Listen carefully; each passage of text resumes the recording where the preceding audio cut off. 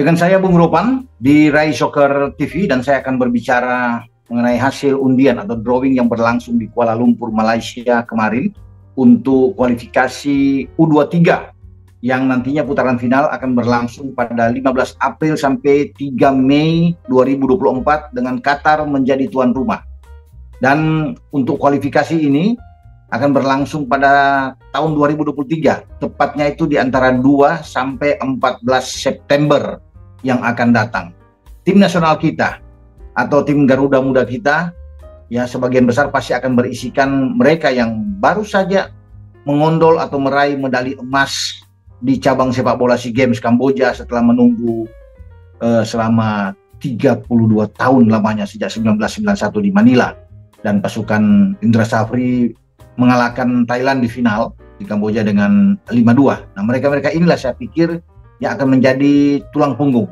Ya, memang ada beberapa penambahan yang mungkin akan dilakukan oleh pelatih untuk bermain di kualifikasi U23 ini, termasuk dalam persiapan menghadapi Asian Games di Hangzhou, China pada bulan September. Nah, Indonesia itu masuk di dalam salah satu tim yang ditunjuk oleh AFC sebagai tuan rumah penyelenggara. Jadi kualifikasi. Ada 11 grup. Jadi berarti ada 11 tuan rumah yang ditunjuk di sini. Terdiri dari 43 tim secara keseluruhan. Nah, setiap grup itu akan dibagi, ada 4 negara atau 4 tim yang akan bercokol di sana. Dari 10 grup ya. Nah, grup ke-11 itu hanya 3 tim. Dan Indonesia masuk di grup K. Ya, seperti grup K ini itu grup terakhir dengan hanya berisikan 3 tim. Indonesia bertemu dengan Turkmenistan dan Taiwan ya. Mungkin teman-teman semua sudah tahu sejak undian kemarin, dan kita ini sangat diuntungkan. Kenapa diuntungkan? Karena kita bertindak sebagai tuan rumah. Jelas peluang untuk lolos ke putaran final di Qatar terbuka pada tahun depan. Dan kalau kita lolos, berarti kita mencatatkan sebuah sejarah bagi persepak bola Indonesia. Untuk tim U23 ini pertama kali lolos di putaran final pada tahun depan. Nah, sebelum itu berlangsung ya U23 di Qatar, lebih dulu Qatar akan menyelenggarakan juga untuk putaran final senior, di mana STY atau Shin Tae-yong, pelatih kepala, membawa Mark Klok dan kawan-kawan juga ke Qatar. Ya, akan berlangsung sebelum U23 putaran final itu terjadi. Jadi tim senior lebih dulu main di antara Januari dan Februari, baru dilanjutkan dengan pertandingan U23 di Qatar. Qatar dipilih sebagai tuan rumah oleh AFC karena memang fasilitas mereka sangat bagus, sangat mewah, yang memenuhi standar luar biasa. Ya, kalau bisa dilihat, ya mungkin teman-teman sudah tahu sejak November-Desember tahun lalu mereka menjadi tuan rumah penyelenggara Piala Dunia. Nah, di mana Argentina menjadi juara saat itu mengalahkan Prancis di final, dan kota-kota itu mereka tuh sangat berdekatan karena ini negara yang terbilang kecil, tapi stadion-stadionnya luar biasa. Ya, ada 5 kota yang akan nantinya menjadi tuan rumah di U23 nantinya, ya, dan tersebar di 7-8 stadion.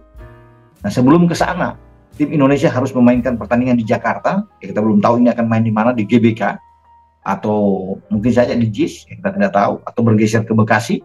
Nah, di sana ada Stadion Patriot dan Drabaga.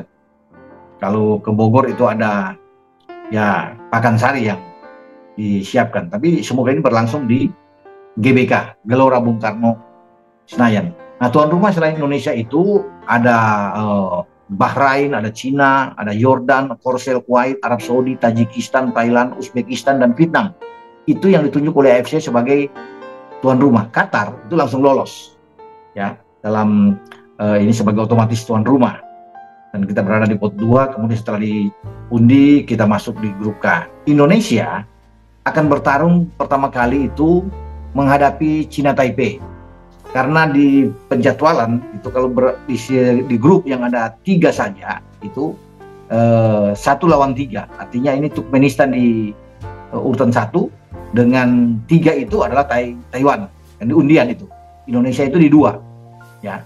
Jadi 1-3 dulu akan main, jadwalnya baru 2-3, berarti Indonesia lawan Taiwan di pertandingan berikut. Baru 1 lawan 2, Turkmenistan lawan Indonesia. Jadi kita itu akan bermain melawan Turkmenistan yang lebih diunggulkan di grup K ini, maksudnya difavoritkan bersama dengan Indonesia. Itu main terakhir, jadi menarik.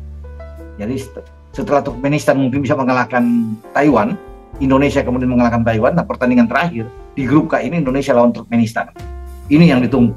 ya, karena hanya ada satu pemenang dari grup K ini untuk lolos, bukan dua, ya. Nah, secara keseluruhan 11 tim di 11 grup ini yang menjadi juara grup itu lolos 11. 4 tim yang menempati peringkat kedua terbaik, tentunya punya nilai bagus, itu lolos, sehingga hanya akan membentuk 15 tim. Ditambah satu negara yang lolos, yaitu Qatar, jadi 16 tim. Jadi 16 tim ini akan bertarung di putaran final di Qatar. Nah, dari sini akan diambil 3 tim untuk lolos ke Olimpiade musim panas di Paris 2024. Jadi Indonesia punya peluang untuk lolos ke Olimpiade, asalkan bisa menjadi juara grup K. Ini, tapi berbahaya. Turkmenistan tidak boleh dianggap enteng karena mereka berada di pot 1, salah satu unggulan. Ya. Tapi kita punya peluang ini, saya katakan, karena kita sebagai tuan rumah. Nah, ini yang menjadi dukungan atmosfer. Kalau bermain di GBK kan ini, wah, itu mengerikan dari supporter-supporter kita untuk mendukung timnas U23 kita. Jadi kita punya peluang lah untuk bisa lolos, ya, karena di grup K ini dengan hanya ada 3, kalah sekali aja sudah habis. Jadi Indonesia jangan sampai kalah. Ya, kalau kalah atau draw lawan Taiwan dalam pertandingan pertama, kemudian draw lagi lawan Turkmenistan, ya habis kita. Karena Turkmenistan akan berusaha main pertama di grup K ini untuk bisa menghajar Taiwan. Target kita memang menyapu bersih 2 pertandingan itu, Taiwan dan Turkmenistan, untuk kita membuat lolos dan berambisi untuk lolos ke Olimpiade musim panas tentunya di Paris. Kita akan tunggu siapa-siapa pemain yang akan dibawa, tapi saya rasa Indra Shafri perlu untuk memikirkan memanggil pemain-pemain yang baru dinaturalisasikan, Ivar Jenner dan Rafael Struijk. Ini 2 pemain yang bisa bermain di posisi gelandang dan penyerang. Masih ada Elkan Bagot juga yang bisa ditaruh di belakang bersama dengan Rizky Ridho, dan ada penjaga gawang Cyrus Margono yang bisa dibawa juga. Jadi memang menarik, ada 4 posisi berbeda yang bisa ditempati oleh pemain-pemain yang bermain di luar. Cyrus Margono yang di Panathinaikos itu sebagai penjaga gawang, ya, Elkan Bagot tetap bersama dia di Ipswich yang dipinjamkan ke Gillingham dan Cheltenham, dan sekarang bahkan Elkan sudah ada di Bali. Kemudian ada Rafael dan Ivar Jenner yang bermain di Belanda bersama dengan Jong Utrecht dan juga Odo Den Haag. Ya, semoga mereka berempat ini dipanggil oleh Indra Shafri untuk bergabung di dalam tim baik yang menuju ke U23 nantinya di kualifikasi dan juga di Asian Games.